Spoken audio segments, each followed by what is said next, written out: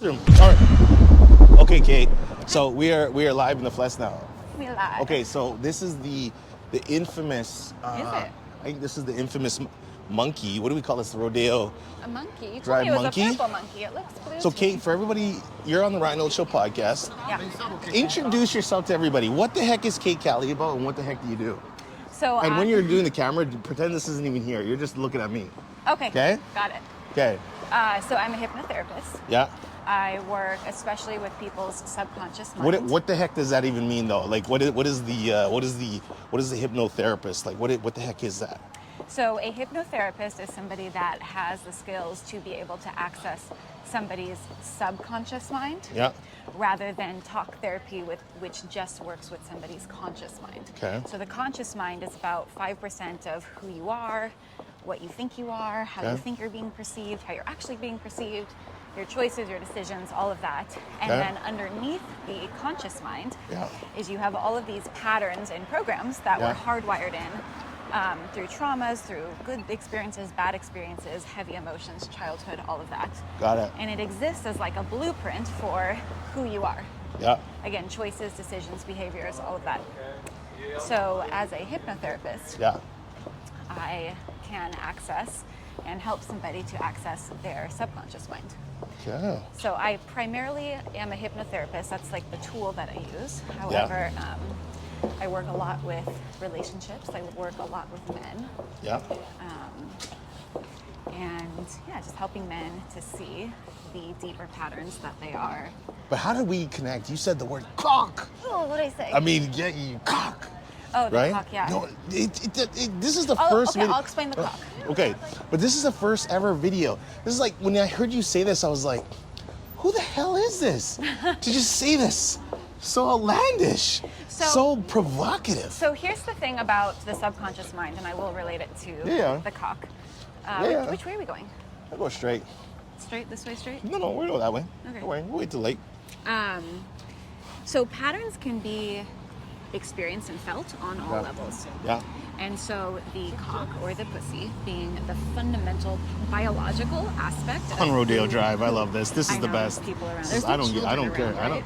Well, no. I'll let you know. You'll have to be on the meter I'll for let you know. children if I'll I let say you know. anything inappropriate. But I'm a child too sometimes, so. Well, but I know. then we can giggle every time. Yeah, I that's say fine. it. So patterns can be felt and experienced on all levels. Mm-hmm.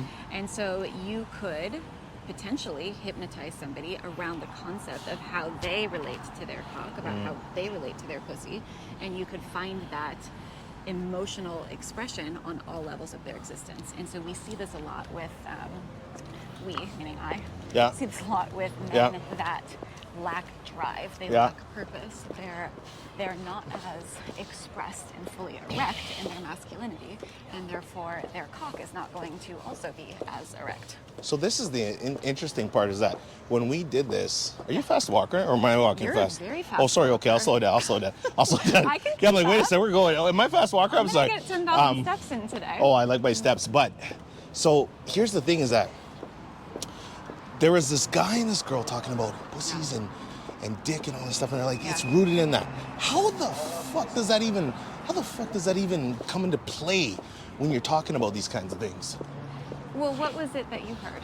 It was just like, how are you, I mean, this comes down to, what makes you feel sexy, what makes you feel elevated, what makes you feel great, what makes you feel feminine, what makes you feel masculine, and it always comes back to fucking sex.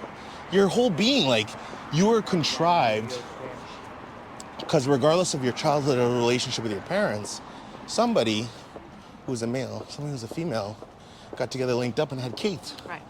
So this is kind of where I think our being kind of starts. So there's levels to it, because that's where sex and sexual expression is so hardwired into what we sort for, because it's so deeply linked to survival. Yeah. And so ultimately, what do we want on an unconscious level? So this isn't even subconscious. This is unconscious. This is full, like, reptilian brain shit.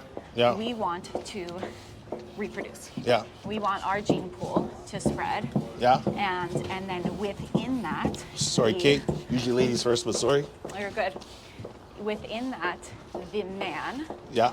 being the giver of semen, right? Like if we take it down to a penis level, Yeah.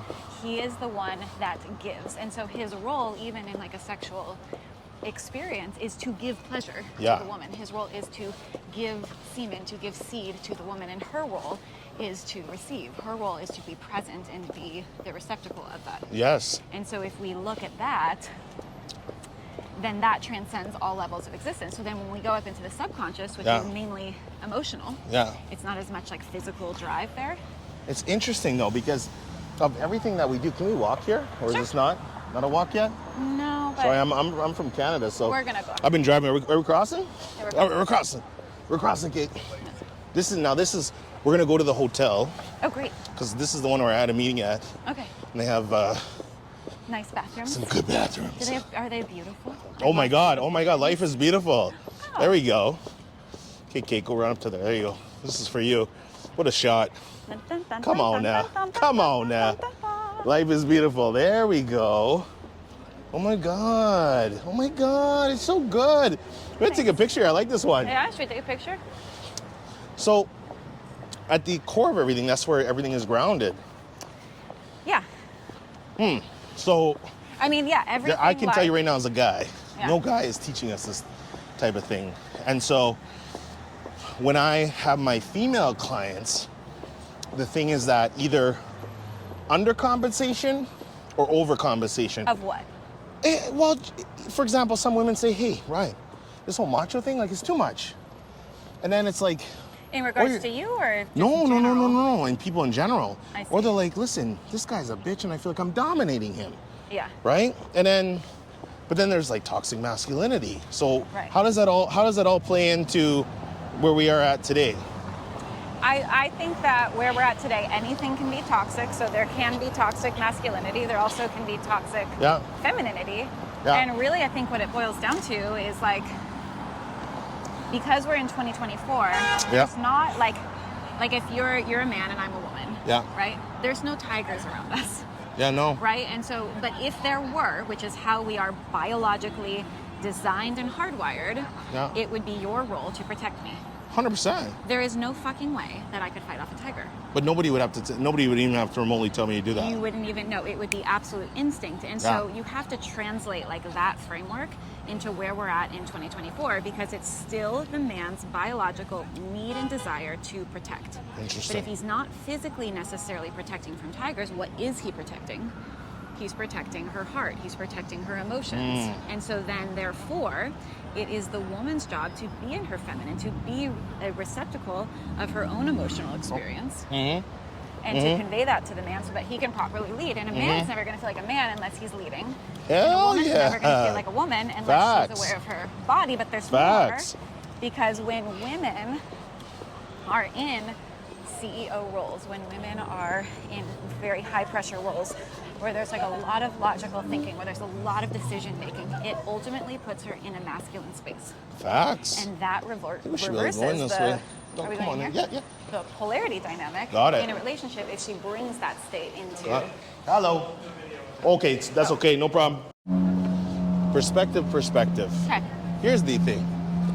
My clients, when they come meet me, I'm known as like the transition king. So by the time they even get to me, it's like, Ryan, I'm in a transition. We're gonna cross. This Okay. will cross here quick, and then we'll cross back over. And so part of that transition, sometimes the females, they don't even know they're going through transition. What do you mean when you say transition? Well, I try to dissect it because, again, I don't know if you remember when I told you before, I said, look, it's a fine line between a man giving woman, we swap from that, it's funny. It's a fine line between a man giving advice and it being mansplaining, and then a woman saying, oh my God, this person's legit trying to help me out to get to my journey or my goals. Yeah. And so I ask all my clients, at what part do you think you were like, I need to go see Ryan? And unanimously the word transition came up. So whether they're transitioning from being a long-term mom to career, whether they're transitioning from being a mom entrepreneur and then going from mom back to entrepreneur, like everything was in this I see. intersection. And then Then I said, okay, great. What's some of the problems and characteristics that came up? Sex was always came up. Like, I am just not getting my needs met. You know, my husband, my partner, or whoever I am have grown apart. And so then it's like we would go into career, we would go into personal, we would go into motherhood and all these things, and then we'd always come back to sex. Right. So I was like, well, is that the root of the transition, or did the transition put more light on it? So you being your expertise, what would you say is, if we were to title this video, here's some advice for women 40 plus and up, Okay. When they're transitioning through whichever situation, what would you say to them? Right. And these are women, just to make sure I understand, that want to be having better sex and better careers.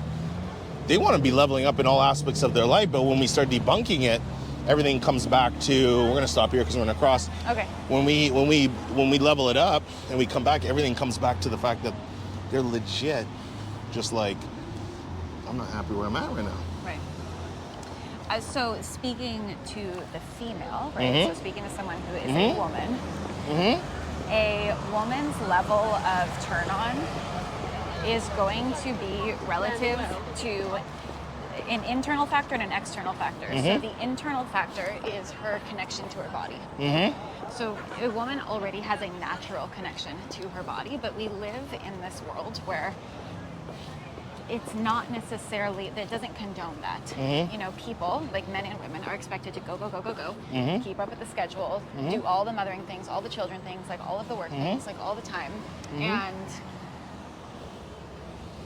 if a woman is not prioritizing her own connection to her body, her own connection to her pussy, her own connection to like what she feels in every given moment, literally that, then she is going to lose some of that natural femininity. And if she loses her natural femininity, she's not going to be as attractive to a partner, right, to a male.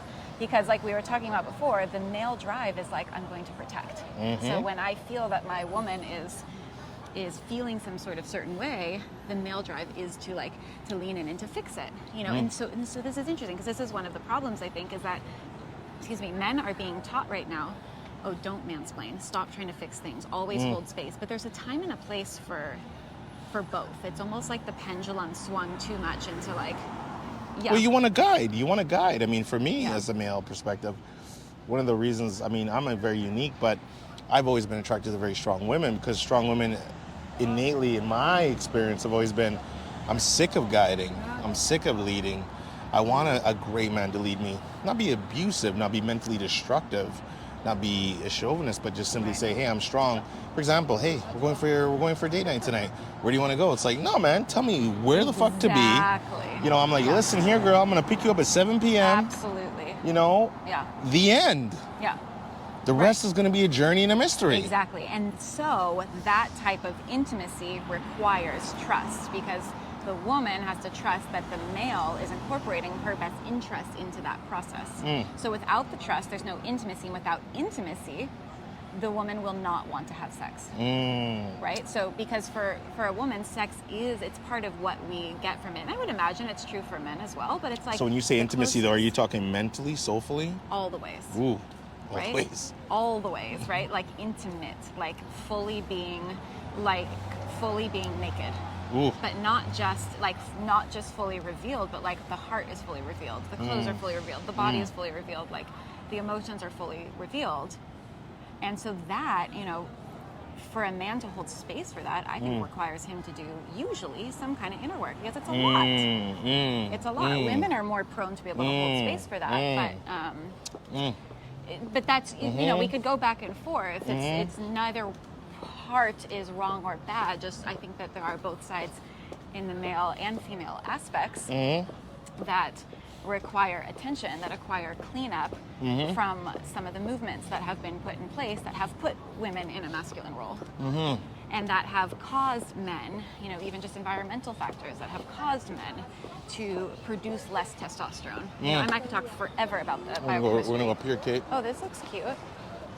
Well, this is like your OG. We're going to stop right here. Okay. This is like the heart of Rodeo. Nice. So, talk to me a little bit about your interaction with myself. You've been a guest on the Ryan Holtz Show podcast. You're one of my most fucked up, provocative, weird guest, but we love you. We love you. The audience loves you. I say it in a complete compliment way. I take it as a complete compliment. Last time we were in LA, I said, "Oh my God, Kate Kelly, like you're like on my hit list." Then I'm like, we just ran out of time, and this time I'm like, "Kate, we're gonna get you. We're gonna nestle you down." And you're always chills. You're like, "Yeah, Ryan, no problem. Like wherever you need, wherever you are, you know, where there's the Dune. What is it, Point Dune? You're thinking, or Rodeo Drive. You're like down for whatever." How the fuck do you become this kind of woman who's just so fucking awesome? Oh, thank you. No, you like you're like my people. So like, what has Kate done in her own life? What is the inner work you've done to be this strong? Oh, well, thank you. You're strong. Don't say, "Oh well, thank you." Own that shit. Yeah, I want you to be egotistical asshole right now. But here's the truth. Yes, I am strong. I have an extremely well-developed masculine side, which drains the fuck out of me, to be honest. I can swim in it, I can hang in it, and it's difficult to maintain, as it would be difficult for a man to maintain connection to his emotions all the time. You know, which is one of the main things that women are not attracted to in men, right? Anyway, so the inner work that I've done. Well, I was raised without a very prominent masculine figure. And the relationship to my mother, it didn't always feel positive. It didn't always feel like accepting that type of motherly love, didn't always feel good in my body. And so anyway, so my way of coping with that as a child was that I completely disconnected from my body. So I had eating disorders. I was very promiscuous. I like sought out male attention through sex in my earlier years. Wow. And I honestly didn't know any better. Like I didn't even think to question it. But as I'm sure I shared on another podcast, but maybe I haven't, I don't remember. When I was pregnant with my second, and I had a 3-year-old, my ex-husband completely left the country. So he drained all of our finances, canceled our health insurance. There was no running water in our home. There was shit in the toilet, and it was just like full nothing, like nowhere to live. So the way that I've become strong and the way that I've become really in touch with my emotions and what I feel and how I allow them to guide me is because I had this trauma happen. Now that particular trauma that I had happen to me was a culmination of that's how I was wired. I was wired to seek out a man that couldn't show up for me. And you know, and so I always say, like, there's no point in blaming. So let me pause there for a sec, because when, again, I'm really gearing this to women because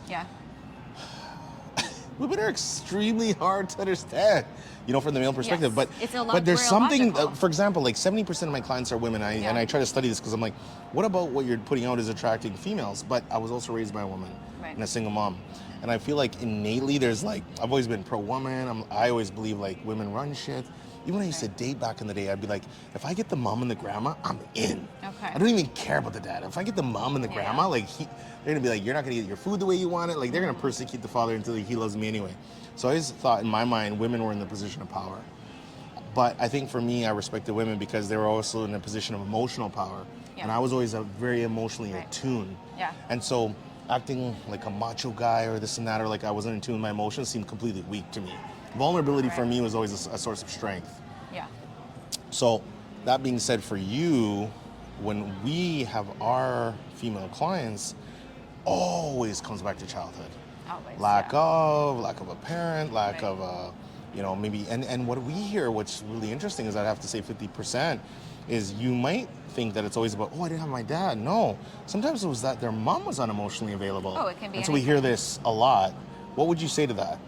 Yeah, I would say that a lot of the patterns definitely come from childhood, between the ages of 0 and 7, because that's when you're very neuroplastic. So the neurology of a child is like, I'm a sponge. I don't care what the fuck is happening. I'm going to absorb it, and I'm going to make it about me. Because that's the only point of empowerment that a child has relative to their environment. So let me explain that.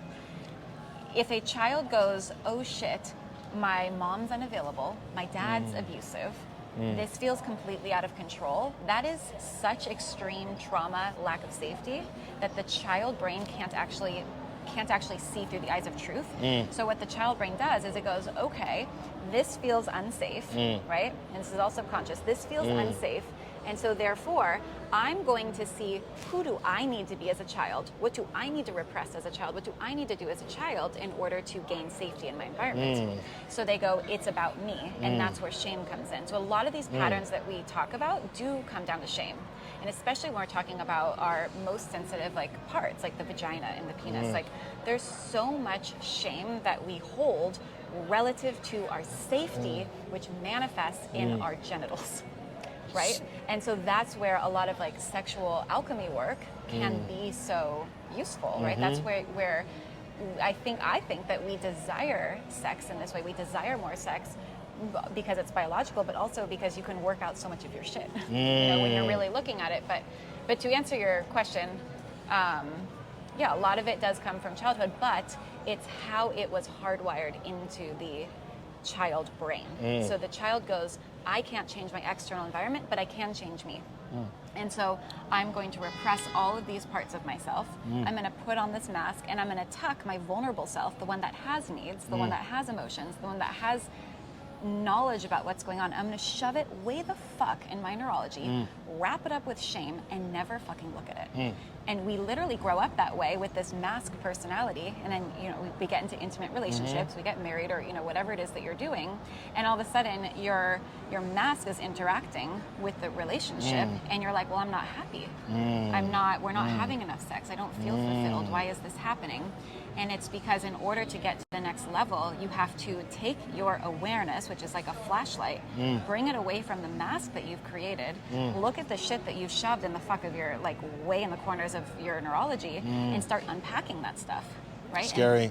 And it's very scary, especially for men. It's very scary. Scary. And so what I'm speaking to right now is complex trauma. So let me ask you this, though. Yeah. If somebody comes in and says, hey, I am sitting here on, it's kind of like this fence where you say, hey, I know I'm fearful. Yeah. I know I'm scared. What is that? What's the one-liner, two-liners that you take as a word track to say, here's where people are, and then here's where I want to get them to go? Meaning, sometimes I'm sure you've had this look on some of your clients' faces where they totally realize, oh my God, I think I have a problem. Right. And then they're like, wait a sec, this might be deeper than I thought, and that scares the shit out of them. Right.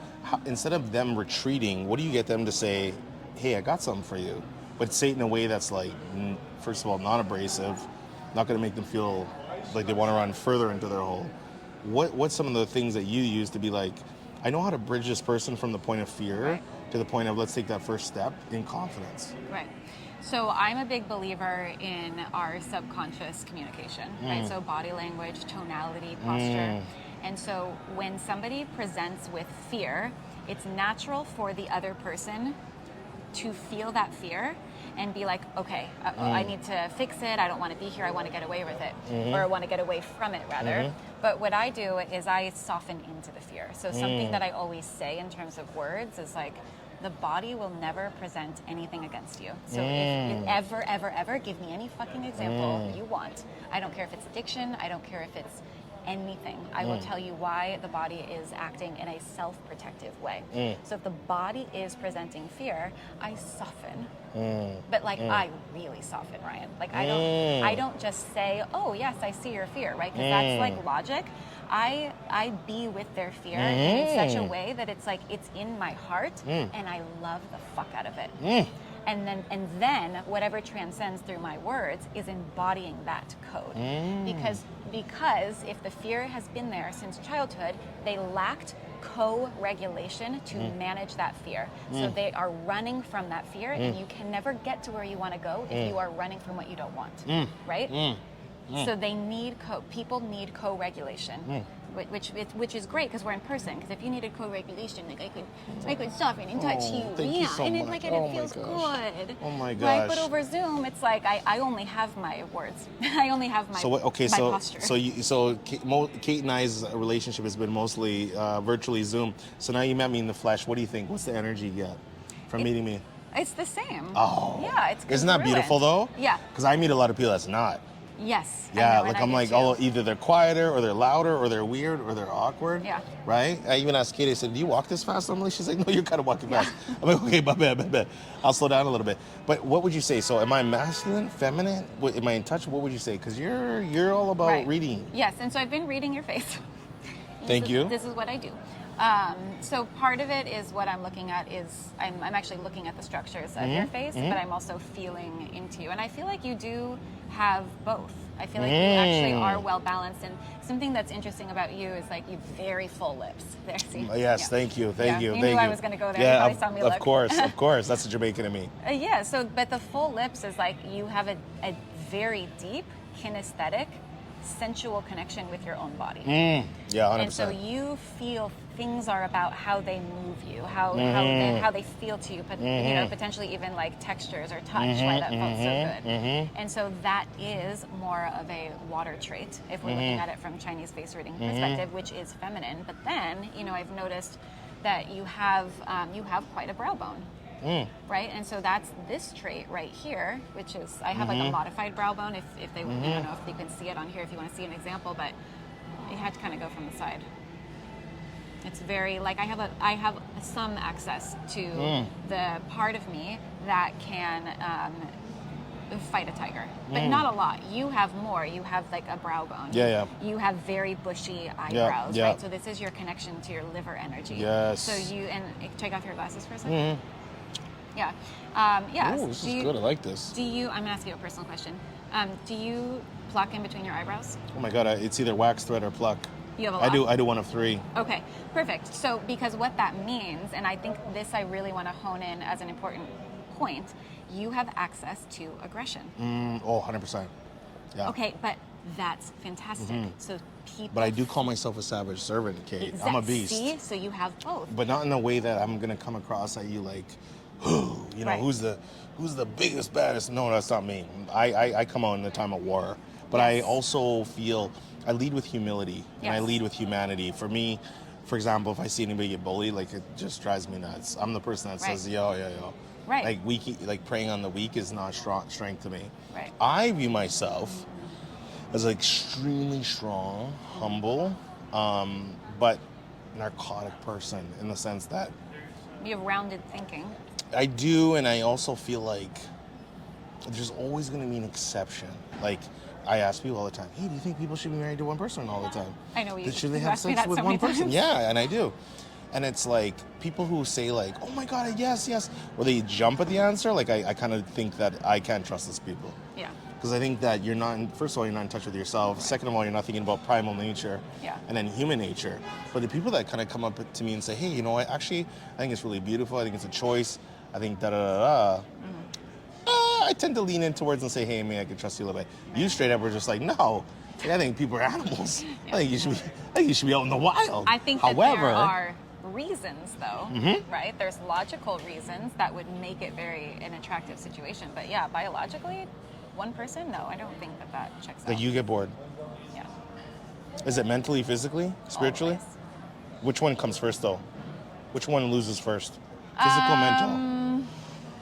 Probably physical.